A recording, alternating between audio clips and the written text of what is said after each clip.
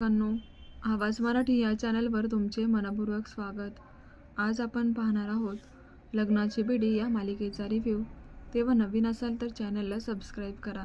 तर प्रेक्षकांनो, लग्नाची बेडी या मालिकेमध्ये आज सिंधू ही राघवला एक प्लॅन सांगण्यासाठी आलेली असते आणि ती राघवला म्हणते की राघव, तू IPS अधिकारी जरी असला ना तरी आज तुला मी जे काही प्लॅनमध्ये सांगणार आहे ते तुला ॲक्सेप्ट करावंच लागेल। मग राघव म्हणतो की असं तुम्हाला काय सांगणार आहे सिंधू? मग आता सिंधू म्हणते की तुला इथून खोटं बोलून बाहेर पडायचं आहे आणि याचं सगळं प्लॅनिंग मी केलेलं आहे, तेव्हा फक्त तुला इथे प्लॅनमध्ये सहभागी व्हायचं आहे, बाकी सर्व मी करणार आहे। पण राघव म्हणतो की सिंधू, हे बघ, आत्तापर्यंत असं फ्रॉड करणं, असे चुकीचे प्लॅनिंग करणं माझ्या तत्वात नाही बसत, कारण मी एक IPS अधिकारी आहे आणि माझं फ्रॉडमध्ये बिलकुल इन्व्हॉल्व नाही होऊ शकत। तेव्हा सिंधू म्हणते, हे बघ राघव, जर आपल्याला तुझी सुटका करायची असेल ना तर तुला असं खोटं बोलून बाहेर पडावंच लागेल। पण राघव म्हणत असतो की सिंधू, अगं माझी पोस्ट काय, मी करतोय काय, माझं चाललंय काय, माझ्या विचारांमध्ये ह्या गोष्टी नाही बसत। आतापर्यंत मी फक्त गुन्हेगाराला शोधण्यामध्ये बिझी असायचो आणि स्वतःच एक गुन्हा नाही करू शकत। तेव्हा सिंधू म्हणते की राघव, मला कळतंय की तू एक IPS अधिकारी आहे आणि तू असे चुकीचे विचार नाहीच करू शकणार, पण काय आहे ना, तुझ्या घरचे अरे दाराला नजर लावून बसलेले आहेत की कधी आमचा राघव येईल, त्यांनी अन्न पाणी सोडून दिलेलं आहे, तेव्हा तू थोडंफार घरच्यांचा पण विचार कर। आणि असंही तू गुन्हा केलेलाच नाहीये तरीसुद्धा तुला अडकवण्यात आलेलं आहे, मग तू कशाला घाबरत आहेस? राघव, सांग मला, मी काही चुकीचं म्हणत नाहीये, तुझी चुकी नसताना पण तुला असं अडकवलं गेलेलं आहे, तेव्हा का घाबरायचं प्लॅन करायला? मग राघव म्हणतो की सिंधू, तू काय ऐकणार नाही, मला तर असंच वाटते। तेव्हा आता ठीक आहे, काय प्लॅन आहे तुझं सांग, मी तयार आहे प्लॅन करायला। तेव्हा आता सिंधू त्याला प्लॅन सांगत असते। तर आता इथे प्लॅनिंग तिचा राघवने ऐकलेला असतो आणि राघव म्हणतो की ठीक आहे, मी तयार आहे हा प्लॅन करायला, असं म्हणून आता सिंधू निघून जाते। तर घरी आता सिंधू आलेली असते। तर नेमकंच आता इकडे मधू आणि श्रीकांतसुद्धा त्यांची बैठक बसलेली असते आणि ते सुद्धा आता राघवला कसं अडकवायचं याच्या प्लॅनिंगबद्दल बोलत असतात। तेव्हा आता मधूने CCTV फुटेजचं लॅपटॉपवरती ओपन केलेलं असतो रत्ना पारखेंच्या घरातला आणि त्याच्यामध्ये तिने पाहिलेलं असतं की इथे तर सिंधू घरच्यांशी काहीतरी बोलते। ती म्हणते की मामा बघा, सिंधूला घरातल्यांना काहीतरी प्लॅन सांगते, नक्कीच तिचा काहीतरी प्लॅन चालला राघवला सोडण्यासाठी। तेव्हा तिचे मामा म्हणतात की हे बघ मधू, तू काळजी करू नकोस, जे तिच्या बाजूचे होते ना, पोलीस कमिशनर, सर्व काही आता माझ्या बाजूने झाले आहेत, मी त्यांना भरपूर पैसे दिलेले आहेत, तेव्हा सिंधूच्या आता कोणी उरलेलं नाही बाजू घेणारं किंवा तिला सपोर्ट करणारं, त्यामुळे ती एकटी पडलेली आहे आणि राघवसुद्धा जेलमध्ये आहे। तेव्हा ही एकटी डोकं लावून तरी किती डोकं लावणार आहे, हिला सपोर्ट करणारे सगळे आपल्या बाजूने झाले मधू, आणि मी आपल्या घराची सुद्धा सुरक्षा वाढवली आहे, आपल्या घराच्या बाहेर सुद्धा मी CCTV कॅमेरे लावले, त्याच्यामुळे तिथे आपल्याला काळजी करण्याची गरजच नाही आहे। तेव्हा सिंधू अजून काय करू शकते वेगळं, सांग मला मधू म्हणते, मामा हे बरं केलं CCTV कॅमेरे लावून, म्हणजे जर आपल्या घराच्या बाहेर कोणी वॉच करत असेल किंवा जर काही आपल्याला संशयास्पद वाटलं तर कॅमेरामध्ये लगेच दिसेल सुद्धा। आणि मग मधूचे मामा म्हणतात की तू बिंदास राहा मधू, ह्या वेळेला तू अडकणार नाहीयेस आणि मी तुला बिलकुल हरू देणार नाही, त्यामुळे ही केस आपणच जिंकणार आहोत, फक्त थोडंसं आपल्याला वाट बघावी लागेल। मग मधू आता शांत होते। पण इकडे आता सिंधू ही घरी राजेश्री, ऋतुजा आणि रेश्माला सांगत असते की आता मी जो प्लॅन तुम्हाला सांगत आहे त्याप्रमाणे तुम्हाला फॉलो करावे लागतील माझे रूल्स, तेव्हा ऐका। मग सिंधू आता इथे प्लॅन सांगत असते, राजेश्री तयार होते, रुक्मिणी काकू पण म्हणतात की ठीक आहे सिंधू, आम्ही तयार आहोत तुला मदत करायला, कारण तुला मदत केली तर राघव घरी येणार आहे ना, आपण ज्या गोष्टीची वाट पाहत होतो ते आता होणार आहे, असं म्हणून आता सिंधू त्यांना प्लॅन सांगते। तर रेश्मा आता डॉक्टर बनणार असते आणि मग ते तिघी ठरल्याप्रमाणे एका हॉस्पिटलच्या बाहेर येतात। तिथे आल्यावरती 2 सिस्टर ह्या ॲम्ब्युलन्सच्या बाहेर उभ्या असतात। आता इकडे सिंधू ही ॲम्ब्युलन्सच्या जवळ उभी असतानाच ती आता अचानकपणे तर सिस्टरसमोर असं म्हणते की माझं जरा काम आहे, आणि रुक्मिणी आणि राजेश्रीला ते एक ॲड्रेस विचारायला लावतात त्या सिस्टरला, आणि सिंधू ही गाडीच्याच मागे लपलेली असते। आणि मग आता रुक्मिणी काकू म्हणतात की सिस्टर, अहो आम्हाला एक ॲड्रेस सांगता का जरा, आम्हाला इथे एक काम आहे पण तो ॲड्रेसच सापडत नाही आहे। तेव्हा त्या सिस्टरला रुक्मिणी काकूंचा ॲड्रेस माहीत असतो। ती म्हणते की हे बघा, इथून फक्त 5 मिनिटाच्याच अंतरावर आहे, मी सांगते त्याप्रमाणे तुम्ही जा।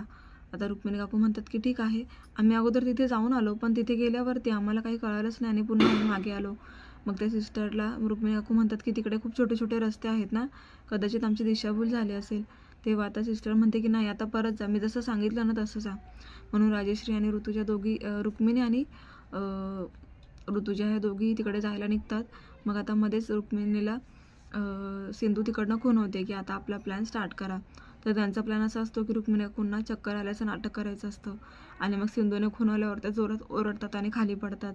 तेव्हा आता म्हणतात की अगं मला तर चक्कर आली आहे, मला काहीतरी होते असं म्हणून त्या बसून घेतात खाली. तर मग आता ते सिस्टर म्हणतात की इथे काय झालं यांना.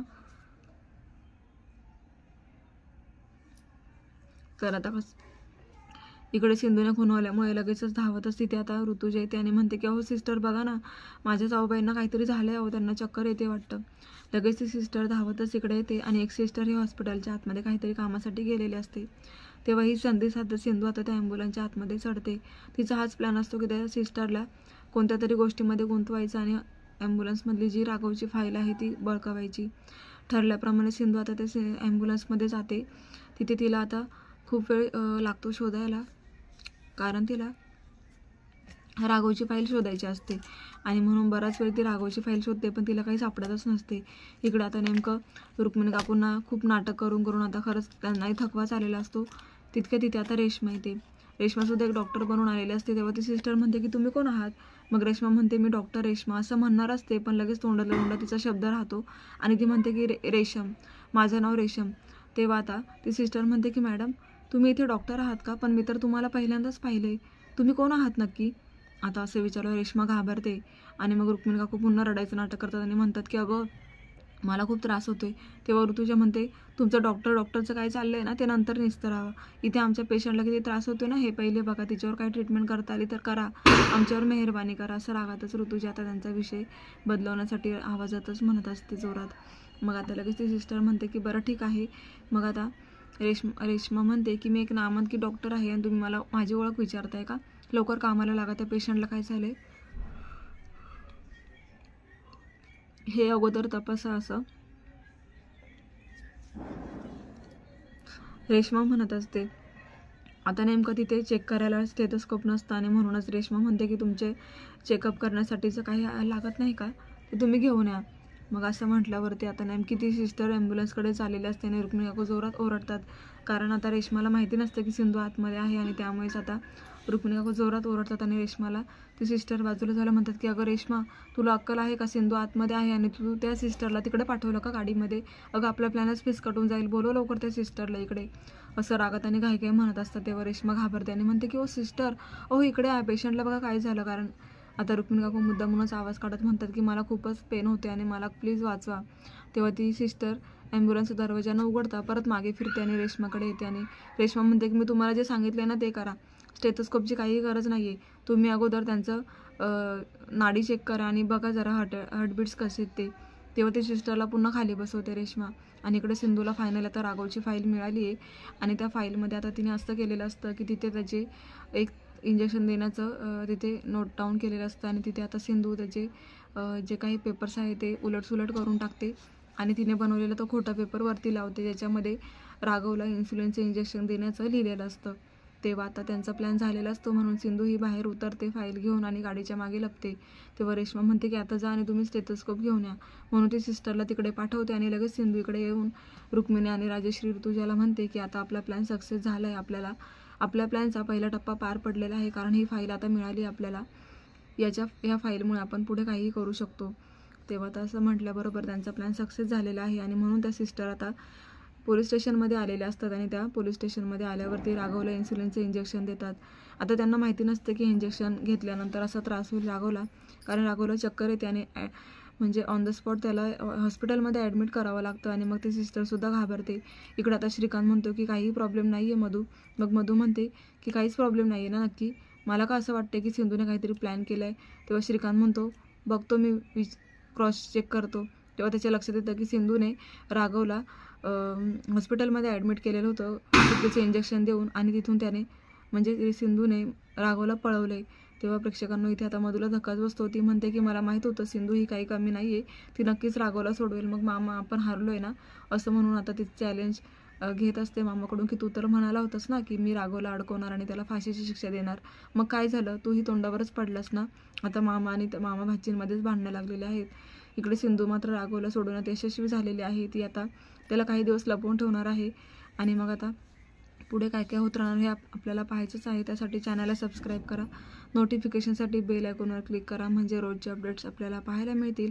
तेव्हा आवाज मराठी या चॅनलला नक्की सबस्क्राईब करा. पाहत रहा लग्नाची बेडी. धन्यवाद.